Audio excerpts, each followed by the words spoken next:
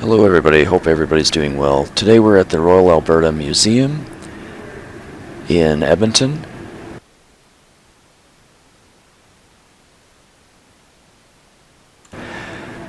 So we did this a few days ago. That was the lobby we were just looking at. Here's the bug room. There's lots of bugs, many bugs. I got a few more videos of bugs, so if you want to see bugs, I got more bugs than you want to see. I believe these guys are cockroaches of some kind. Forgot to check that out actually.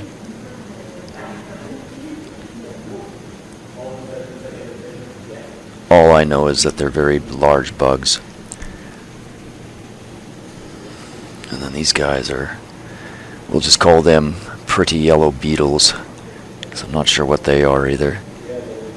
There is placard signs that says what each of these bugs are, but unfortunately I didn't check it out.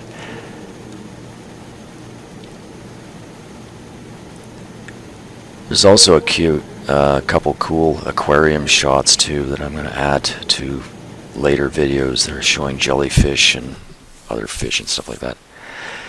Yeah, this is a World War I display of artifacts and such.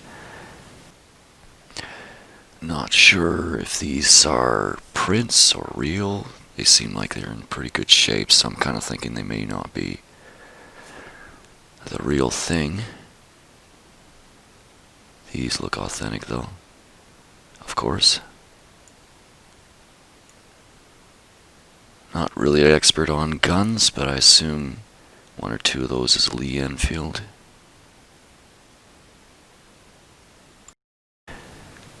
It's just showing some of the artifacts of World War I. Some machine guns.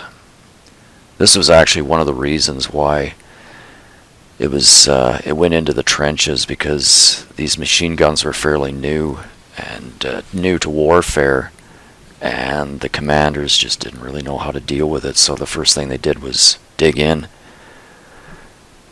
This is actually a German war trophy that was sent to a small town in Alberta. It's a field cannon, I think it's called, was what the word was, but basically a field artillery gun. How the museum got it, I'm not sure. Obviously the small town wanted to preserve it, or somebody had interest in it from the museum, but there it is.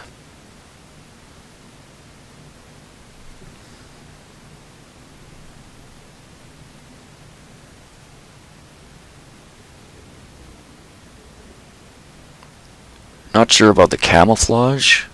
I'm going to take a chance and say that's just a standard camouflage that they used during that time. The colors kind of make me think of desert, but no, that's probably not right.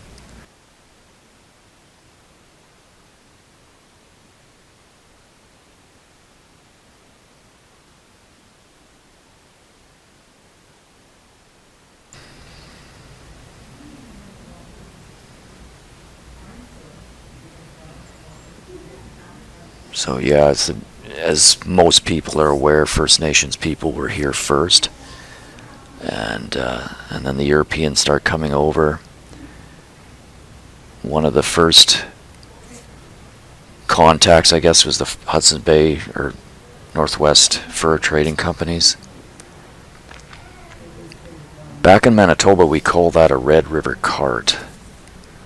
I'm not sure if they've got a different name here in Alberta, but that's what we call it back in Manitoba. This is a favorite story of mine. This is actually based on fur trapping and the voyageurs. And it's a story of the flying canoe. I won't go into too much detail. Look it up. It's a cool story. I love it.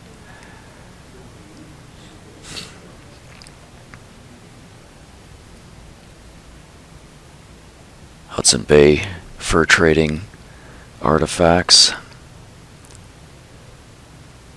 The cannons were in the Alberta legislature.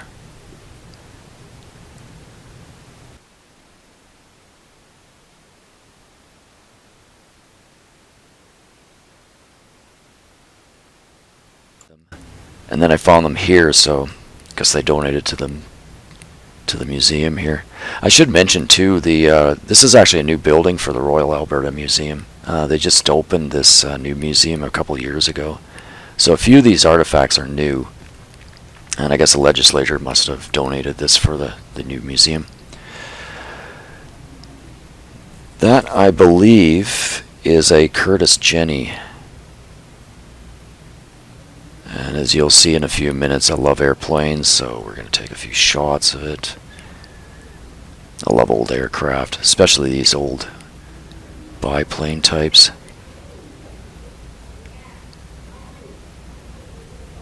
The color of yellow tells me it was a trainer for new Air Force pilots. Yellow is usually that color they used.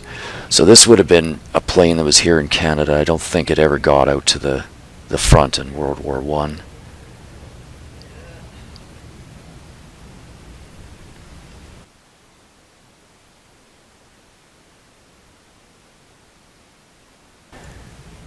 This 1966 Mercury M100, if you're interested. Totem pole, Native American displays.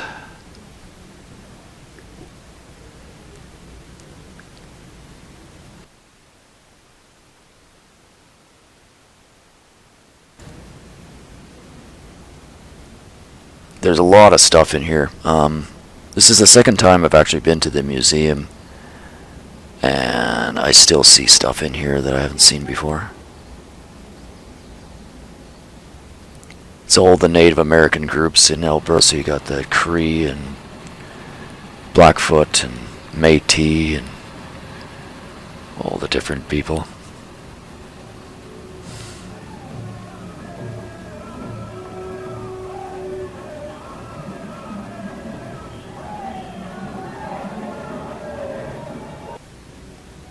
I wanted to show more of that, but I was afraid of copyright, so I just did a quick clip. Typical Plains Indian teepee.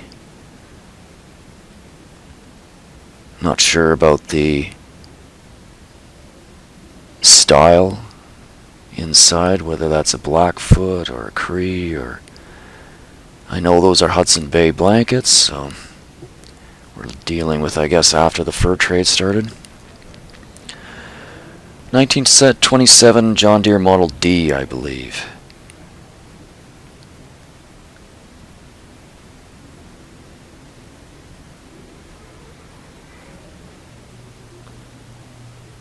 And I think that's... Oh yeah, they have a really fantastic rock collection. Everything from gold to diamonds to this, which I believe is an amethyst.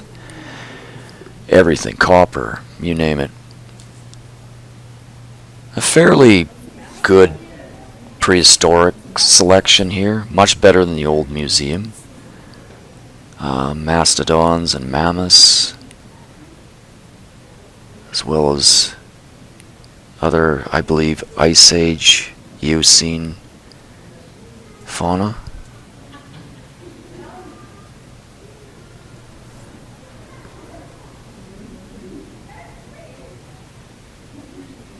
So this is coming to the close of the video, so I'll thank you guys for watching. I'll see you next time.